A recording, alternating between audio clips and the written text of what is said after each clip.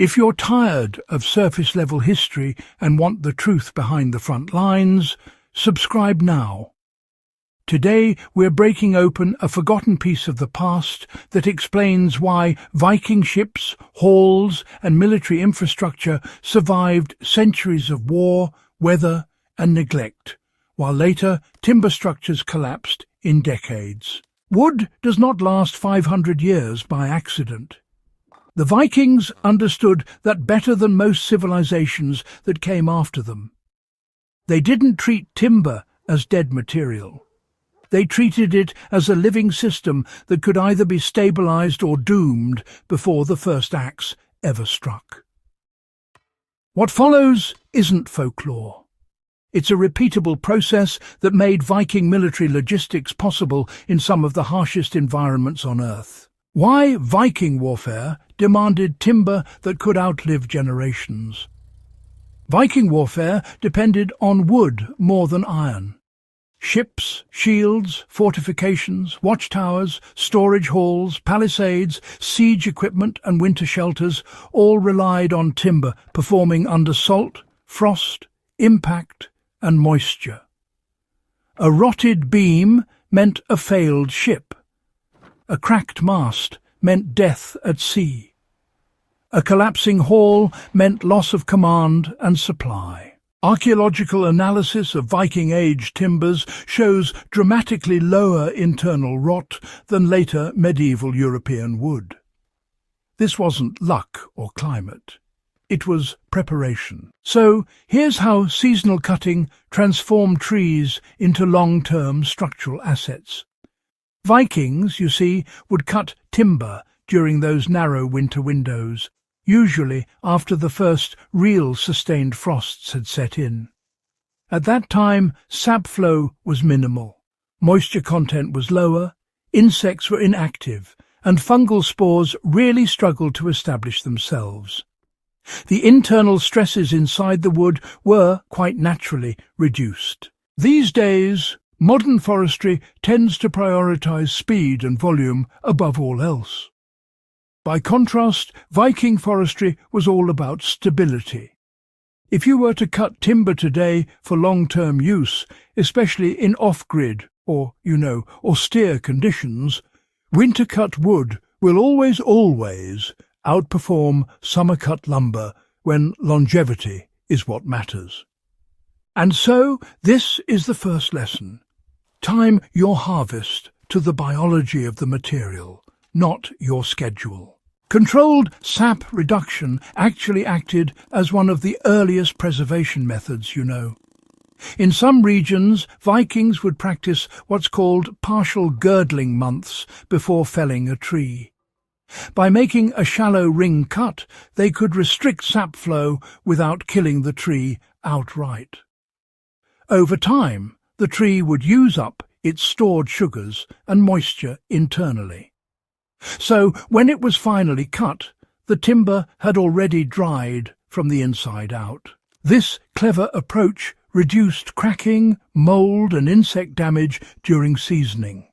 It also, quite conveniently, shortened drying time without the need for kiln heat. If you apply this method today, a small-scale builder might ring a tree in late summer, let it stand through the fall, and then fell it in midwinter. The result is wood that seasons faster and honestly resists decay far better than freshly cut green timber.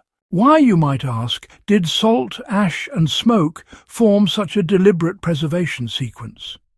Well, once cut, Viking timber rarely went straight into construction. Coastal communities in particular would actually submerge beams in salt water for weeks or even months.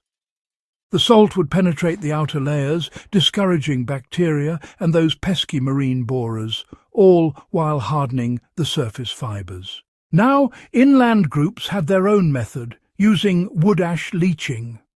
Ash, you see, raises the alkalinity, which creates an environment that's frankly quite hostile to rot organisms. After soaking, the timber was smoke-dried over slow fires. This process infused phenols and creosote compounds into the wood. The very same chemistry, interestingly enough, that preserves smoked meat. This wasn't ritual, it was chemistry. A modern version is, well, straightforward. Soak beams in brine for several days, then smoke dry them slowly using hardwood smoke. You're replicating a Viking preservation system with just basic materials. Why orientation mattered as much as treatment. Vikings paid close attention to how timber was placed. Growth rings were often oriented downward or inward to prevent water pooling. Vertical posts were commonly charred at the base before being set into the ground.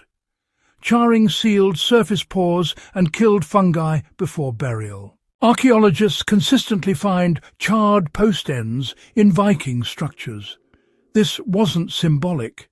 It was rot prevention.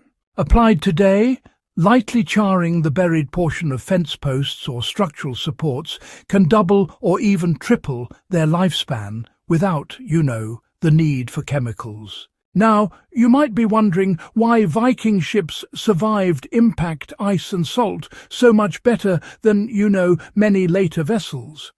Well, Viking ships weren't stiff at all.